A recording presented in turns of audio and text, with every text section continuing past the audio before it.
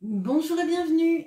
Alors, je tourne entre deux épisodes de fièvre, donc pardonnez-moi si j'ai une voix un peu fatiguée, mais j'avais envie de faire cette vidéo, donc là j'en profite, j'en profite comme je peux pour vous tourner cette vidéo. Donc, cette vidéo, ce sera la grande prêtresse, la voix de l'intuition. On va regarder dans chacun des deux groupes. Donc le premier groupe, ce sera celui du Mermaid Tarot avec cette grande prêtresse là. Le dos, c'est celui-là. C'est le premier groupe. Et le deuxième groupe, c'est le Bou Tarot. Donc vous avez cette grande prêtresse là, toute mignonne, pardon. Et ce dos là, c'est le Bou Tarot de Célia Mélesville, c'est de l'auto-édition. Donc on va regarder à travers ces deux archétypes l'intuition en vous, ce qu'elle vous aide aussi à développer, ce qui peut bloquer aussi dans la fluidité de vos intuitions, ce que ça vous aide d'un point de vue professionnel, d'un point de vue amoureux, dans la spiritualité, et qui elle est, cette grande prêtresse en vous. Qu'est-ce que c'est cette grande prêtresse en vous? On commence tout de suite avec le Mermaid Tarot. Allez, hop. Alors, qui est cette grande prêtresse en vous?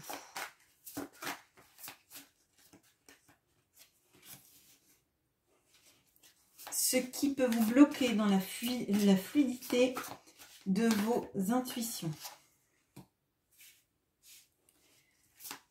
Ce que ça développe, cette intuition, dans votre professionnel, dans vos relations amoureuses et dans votre spiritualité. Ok. Alors, cette grande prêtresse en vous, qui est-elle? On a le chariot. C'est ce qui vous aide à avancer. C'est votre ligne guide. Je crois que là, on a des personnes qui sont très centrées effectivement sur l'intuition et sur le fait de se servir de leur intuition comme un guide, une ligne guide et le moteur pour avancer.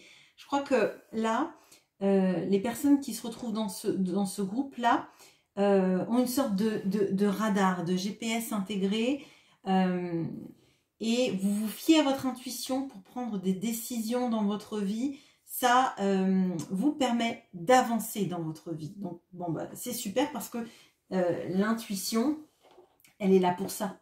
Elle est là pour vous dire ce qui se passe et vous permettre d'avancer dans votre vie. Donc, avec le chariot, c'est très, très bien. Qu'est-ce qui vous bloque dans la fluidité de vos intuitions? On a l'as d'épée. Alors, là, on a des personnes qui sont malgré tout très, alors j'allais dire très rationnelles. Je ne sais pas si c'est rationnel le bon mot, mais en tout cas, il y a quelque chose sur l'intelligence. Moi, je crois que là, ce qui peut bloquer vos intuitions, c'est votre volonté d'analyser, comprendre et de faire passer par le crible du mental ce que vous voyez. Et en l'occurrence, l'intuition, ce sont des choses que l'on n'explique pas. On ne sait pas pourquoi on a une intuition, et si on arrive à l'expliquer, ce n'est pas une intuition. C'est le mental qui fait son œuvre et qui trouve les arguments, les contre-ordres, etc.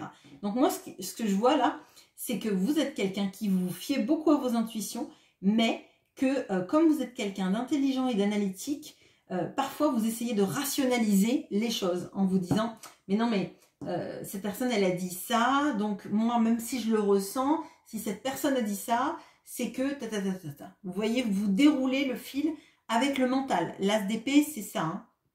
C'est clairement vous baser sur des données factuelles et analytiques, hein, je dirais. Donc vous avez besoin de comprendre, d'analyser, de savoir. Vous êtes quelqu'un d'intelligent et forcément, à un moment donné, ça coupe, j'allais dire, ça coupe le fil de l'intuition parce que vous avez l'intuition, mais parfois j'ai l'impression que vous ne faites pas confiance à l'intuition pour vous guider totalement, même si on l'a vu que c'était, ça vous guidait, et que comme vous êtes quelqu'un d'intelligent et d'analytique, vous avez besoin de faire passer ça par ce crible-là, surtout s'il y a des difficultés, par exemple amoureuses, etc. Vous allez vous baser sur les mots de l'autre, sur le factuel, etc. et pas sur ce que vous ressentez, pas sur votre intuition. Alors, ce que ça développe d'un point de vue professionnel et financier. On a la reine de denier. Alors, moi j'ai l'impression que vous avez quand même besoin d'un grand ancrage dans votre vie et on le voit là avec, on le voit, on a le couple de pentacles. J'ai l'impression qu'en fait, votre intuition, elle peut vous servir dans votre métier.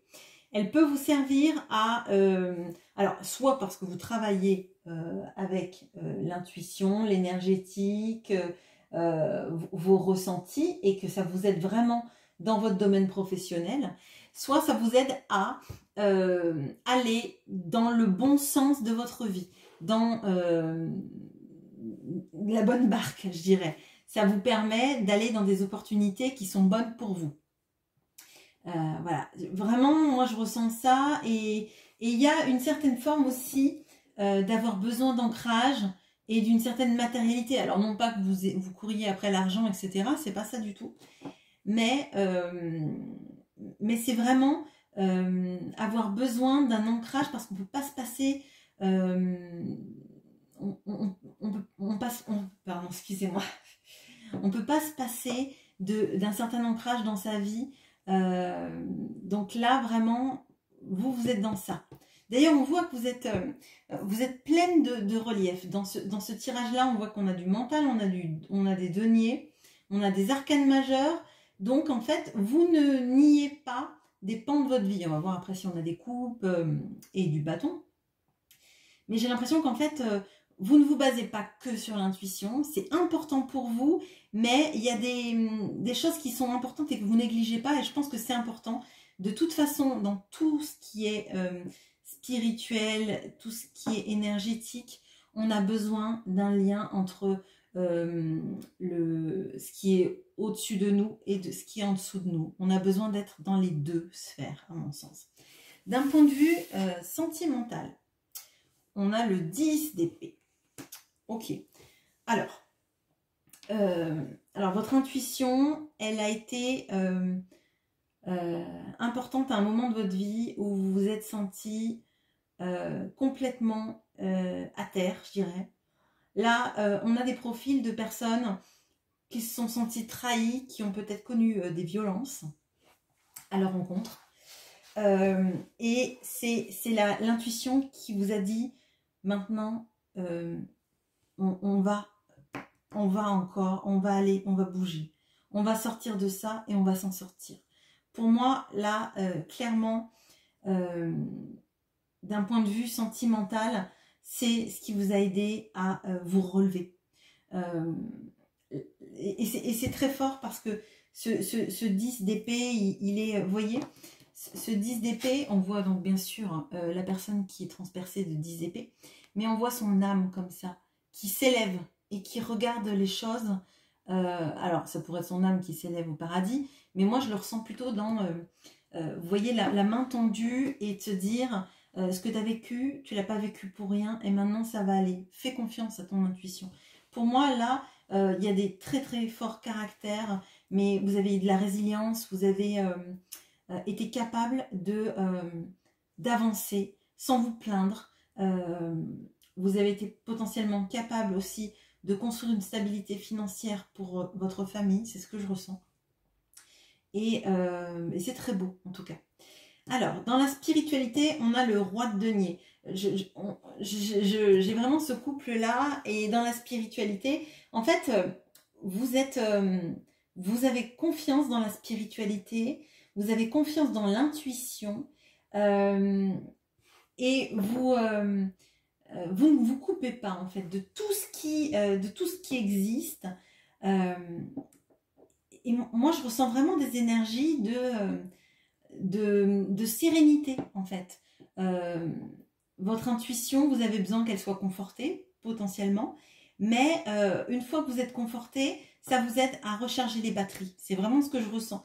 Il y a quelque chose sur l'ancrage et la possibilité d'avancer que je trouve très beau, en tout cas chez vous. Et de ne pas renier, d'avoir besoin en fait de choses matérielles en fait. Voilà ce que j'ai pour vous. Je fais une petite pause, c'était rapide, mais j'ai pas plus d'énergie. Bonne journée. Et bonjour à vous qui avez pris la grande prêtresse du bout tarot, qui est trop mignonne. Allez, qui est cette grande prêtresse en vous? Ce qui vous bloque dans la fluidité de vos intuitions. Ce que cette intuition, cette grande prêtresse développe d'un point de vue professionnel et financier. Ce qu'elle a développé ou ce qu'elle développe d'un point de vue amoureux et ce qu'elle vous révèle sur votre spiritualité. Alors, on a donc en vous, c'est la roue de la fortune. Il y a quelque chose sur la compréhension du destin, vous, votre intuition, elle vous aide à comprendre des choses qui vous sont arrivées. Il y a quelque chose en fait sur l'intuition qui vous a transformé. Vous voyez là, ce sont des petits fantômes sales qui passent dans la machine à laver et qui ressortent tout propres et suspendus à la corde à linge. Et pour moi, là, votre intuition, je crois qu'il y a eu un gros éveil spirituel chez vous, qui fait que vous ne serez plus jamais comme avant et vous vous êtes délesté grâce à cette intuition, grâce à cette grande prêtresse en vous, de ce qui vous semblait lourd, négatif dans votre vie. Alors ça ne veut pas dire qu'il ne reste pas des reliquats, mais vous êtes dans une démarche très proactive d'accepter le destin, d'accepter la vie et de s'alléger de choses qui vous ont fait du mal, qui vous ont encrassé la vie, je dirais. Et c'est très fort. Voilà. Ce qui vous bloque dans la fluidité de vos intuitions. On a le 9 de denier. Alors, ce qui vous bloque dans la fluidité de vos intuitions, c'est le fait de peut-être devoir réussir dans la vie, de réussir dans un métier qui rapporte de l'argent. Et quelque part, on a un petit peu ce conflit entre le spirituel, je dirais, et du moins en apparence en tout cas, et peut-être même le factuel, et l'intuition. Alors là, ça va être d'autant plus vrai quand vous avez eu une enfance ou une éducation très rationnelle, voire même, j'allais dire, athée. Peut-être qu'il y a de ça, où on vous disait que, je sais pas moi, les tirages de cartes, les esprits, etc., c'était des balivernes. Et il y avait quelque chose peut-être de culpabilisant, il fallait gagner bien sa vie, il fallait faire un métier qui rapportait de l'argent, etc. Et parfois, il y a des petits reliquats de ça. Il y a des petits reliquats de peut-être de devoir gagner de l'argent rapidement ou avec des manières, alors je vais dire faciles, non pas faciles, mais des manières très factuelles et très ancrées, on va dire. Donc, c'est pas bien grave parce qu'en fait, c'est pas un gros blocage, c'est un blocage, je dirais, d'un conditionnement familial, mais on voit qu'avec avec cette roue de la fortune, vous avez eu cet éveil spirituel. Donc, en vous, vous avez la roue de la fortune qui est un arcane majeur, donc c'est bien plus fort que tous ces blocages qui est un arcane mineur.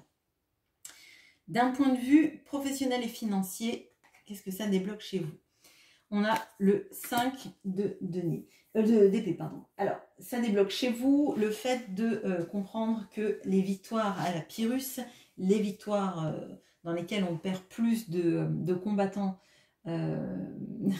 que ce qu'on devrait, ce ne sont pas des victoires et qu'il ne faut pas s'entêter dans des choses qui ne nous font pas du bien. Alors, dans le domaine professionnel, votre intuition, elle va vous dire que parfois vous travaillez avec des gens qui sont toxiques, vous allez les repérer et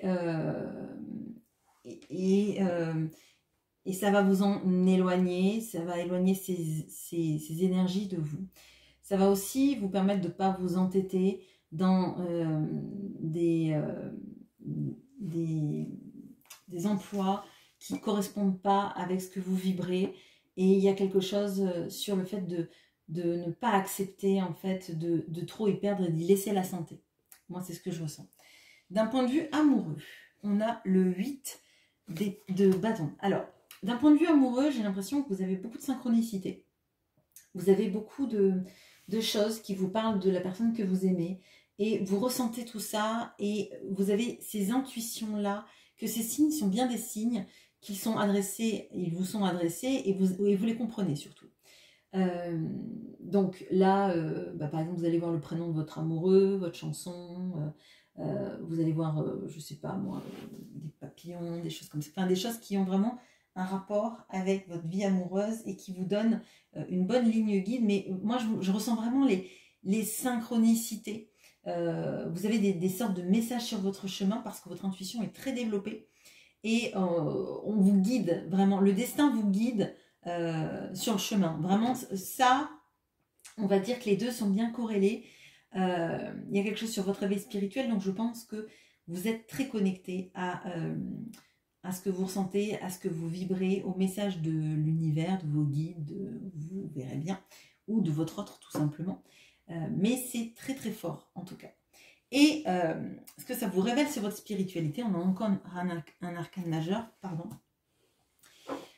Ça vous révèle qu'en fait, parfois vous avez besoin d'un temps de pause pour réfléchir au sens de votre vie, là où vous voulez mener votre vie. Et donc l'ermite, c'est le spirituel par essence, c'est celui qui va chercher en lui toutes les réponses et après il pourra guider les autres.